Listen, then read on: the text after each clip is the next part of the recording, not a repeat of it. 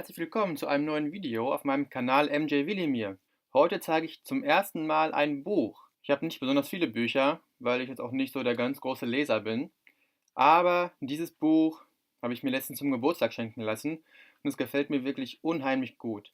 Nämlich handelt es sich um das Buch Kunstwerke von Michael Jackson mit dem Untertitel Die unbekannte Seite eines Weltstars. Und in diesem Buch geht es darum, wie Michael Jackson eben in seinem ganzen Leben gemalt hat. Es geht aber auch nicht nur darum, dass hier die Werke vorgestellt werden, die er eben zustande gebracht hat, sondern es geht auch darum, so ein bisschen so den Hintergrund aufzuzeigen. Und mich hat auch einiges doch überrascht, was in diesem Buch hier steht. Das Buch ist vor ein paar Jahren schon erschienen.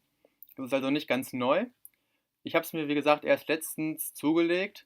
Man bekommt es auch noch auf jeden Fall im Buchhandel. Es kostet 19,80 € in gebundener Fassung. Das ist also kein Paperback. Und man kriegt es vielleicht auch gebraucht, ein bisschen günstiger. Aber das war für mich jetzt kein Thema, wenn man es auch für 20 € neu bekommt. Hier steht noch ein kleiner Einleitungstext drauf, der jetzt nicht sonderlich interessant ist.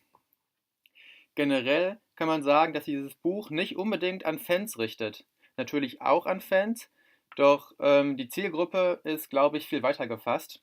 In dem Buch ist zum Beispiel auch einmal der Moonwalk erklärt. Ja, der Moonwalk ist ein Tanzschritt, bei dem man vorwärts zu gehen scheint, sich tatsächlich aber rückwärts bewegt.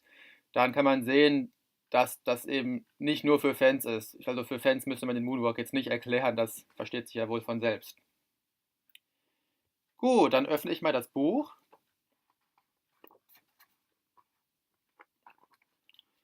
Hier ist der Inhalt. In diesem Buch kann man sehen, dass das Buch in zwei Teile aufgeteilt ist, nämlich Teil 1 die Einführung und Teil 2 die Werke, wobei Teil 2 deutlich ja, umfassender ist.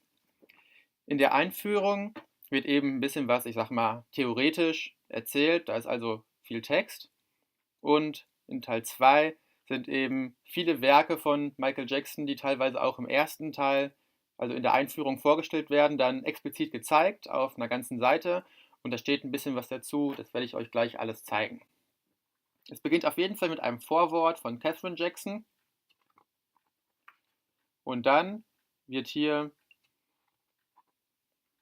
ein bisschen erzählt, ja, ich sag mal, es wird ein bisschen ausgeholt. Und da wird auch schon klar, in welchem Rahmen Michael gemalt hat. Es ist eben nicht so gewesen, wie viele vielleicht denken, wie ich auch lange gedacht habe, dass Michael halt in seiner Freizeit ein bisschen da gesessen hat, vielleicht im Hotelzimmer auf der Tour, da ein bisschen was gemalt hat. Nein, er hat das wirklich professionell betrieben. Und hier steht auch drin, Michael wollte nach der This Is It Tour 2009 seine Karriere als Musiker ein bisschen zurückstellen, sich der Malerei widmen. Und er hatte immer den Traum, als Künstler auch wahrgenommen zu werden. Und auch, dass seine Bilder auch auf Ausstellungen ausgestellt und verkauft werden, auch auf Auktionen. Und deswegen glaube ich, ist dieses Buch auch in Michaels Sinne, weil das gar nicht unbedingt Bilder sind, die hier gezeigt werden, die Michael nur für sich privat gemalt hat, sondern das waren auch wirklich Bilder, die Michael ausstellen wollte oder vielleicht sogar auch ausgestellt hat. Hier sieht man einige Prominente, die zu irgendeiner Aktion sich mit Bildern von Michael haben fotografieren lassen, ja, um die eben ein bisschen bekannter zu machen, die Bilder von Michael. Die Malerei als Zufluchtsort, das hier ist ein Interview mit Catherine Jackson, wo sie ein bisschen halt erzählt, wie Michael schon als Kind gemalt hat.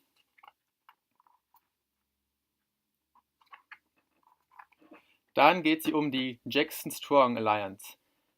Das hier ist natürlich Michael und das hier ist der australische Maler Sir Brad Livingstone Strong.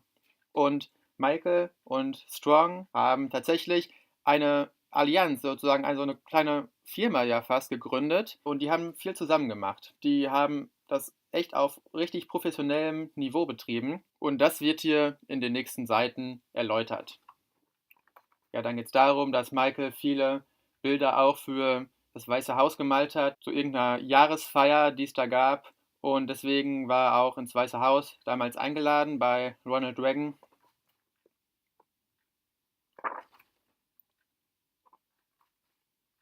Und hier ist so ein Buch zu sehen, was irgendwie ganz viele Kunstwerke umfasst. Das wird hier auch alles deutlich detaillierter noch beschrieben. Dann hier dieses Neverland-Tor hat Michael wohl zusammen mit Brad Livingstone entworfen. Und auch diese Figuren hier sollen irgendwie auch aus dieser Zeit, in der die beiden eben zusammengearbeitet haben, kommen.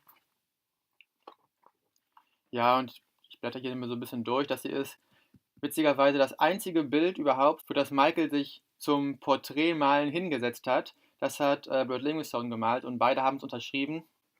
Das ist wirklich sehr interessant. Da geht es noch um Michael Jackson in der Kunst, was für Bilder gemalt worden sind von Michael. Und dann geht es auch schon los mit den Werken. Ja, was ich noch zum ersten Teil sagen kann, ist, dass der Text nicht nur interessant ist. Also für manche von euch wahrscheinlich schon, aber es wurde zum Beispiel auch sowas erzählt, was Michael für Papier benutzt hat, was für Spezialpapier wann benutzt wurde und was da genau drauf geprägt war auf das Papier. Das fand ich jetzt eher langweilig. Mich interessiert es natürlich schon, dass Michael das auf so einem hohen Niveau gemacht hat und die Bilder sind ja auch echt richtig gut. Nur ich glaube, das ist dann wiederum mehr an die Zielgruppe gerichtet, die sich generell für Kunst interessiert und deswegen das Buch vielleicht kauft und nicht so wie ich oder so wie ihr wegen Michael. Auch finde ich den Text manchmal, der ist ja vermutlich aus dem Amerikanischen irgendwie übersetzt worden, ein bisschen zweideutig. Manchmal ist irgendwie so der Bezug im Satz nicht richtig klar. Irgendwie kommen in einem Satz Michael und Brad Livingstone beide vor und irgendwie sagt dann im nächsten Satz, und dann malte er das und das Bild. Dann frage ich mich jetzt, malt Michael das Bild oder malt Brad Livingstone das Bild? Das sind halt so ein paar Sachen, die ich mich gefragt habe. Da musste ich einige Sätze mehrmals lesen. Und das finde ich jetzt zum Lesen eben nicht so angenehm. Im zweiten Teil, die Werke, da sind eben einige von Michaels Bildern drin. Und es geht ganz Anfang um so ganz abstrakte Sachen, die er gemalt hat. Es geht hinterher aber auch um sowas, wo er dieses ja, MJ Productions Logo irgendwie nachempfunden hat. Und Disney-Figuren hat er ohne Ende gemalt. Ich zeige euch jetzt nur ein paar. Ihr sollt jetzt ja auch noch nicht so viel gespoilert werden. Genau, ist auch noch sowas. Und hier unten steht dann immer so ein bisschen, hier oben ein Text, so ein paar Sätze, die meistens Brad Livingstone Strong dazu gesagt hat. Und hier unten ist noch so eine Information, die dann wohl auch für Kunstspezialisten gedacht ist, auf welches Papier Michael das gemalt hat und so. Witzigerweise hat Michael dieses Spezialpapier, was für ihn angefertigt wurde, oft gar nicht wirklich benutzen wollen, weil ihm das irgendwie zu schade war. Deswegen hat er viele Bilder auf die Rückseite eines schon bestehenden Bildes gemalt. Hier kann man nochmal sehen, dass Michael viele Präsidenten auch gemalt hat. Und generell, das ist Elizabeth Taylor, wie man sieht. Generell viele interessante Sachen und es lohnt sich wirklich, das zu lesen, um zu sehen, was das für Bedeutung hat. Dieses Buch würde ich wirklich jedem ans Herz legen. Da sieht man nochmal, wie vielseitig talentiert Michael in Wirklichkeit war. Viele denken ja immer noch, Michael hätte nur Musik gemacht und vielleicht ein bisschen dazu getanzt. Nein, Michael hat auch wirklich auf professionellem Niveau gemalt. Und in diesem Buch kann man das wirklich alles schön sehen. Was ich mir noch gewünscht hätte, ist vielleicht, dass das auch noch ein bisschen mehr in die Richtung gehen würde, dass ein Bezug zu Michaels Leben irgendwie dargestellt werden würde. Hier wird immer eigentlich nur sachlich berichtet, ja, dann und dann hat Michael das und das gemalt, auf dem und dem Papier. Hätte mir aber vielleicht auch mal gewünscht, dass das irgendwie zur Sprache kommt, warum Michael das gemalt hat. Ja, keine Ahnung, vielleicht ging es ihm gerade nicht so gut, er hat sich irgendwie eingeengt gefühlt und deswegen hat er diese Schlüssel gemalt, irgendwie als Symbol fürs Rauskommen aus einer Tür. Sowas hätte ich mir gewünscht, dass es vielleicht noch ein bisschen interpretiert wird von einem Experten, der da auch wirklich Ahnung von hat und der Michael auch gekannt hat. Habt ihr dieses Buch auch? Schreibt es doch in die Kommentare. Ich freue mich sowieso immer über euer Feedback, das wisst ihr ja. Und Wünsche für meine nächsten Videos sind ja auch immer willkommen. Ansonsten, wenn nichts kommt, suche ich mir wieder was aus und sage Tschüss, bis zum nächsten Mal.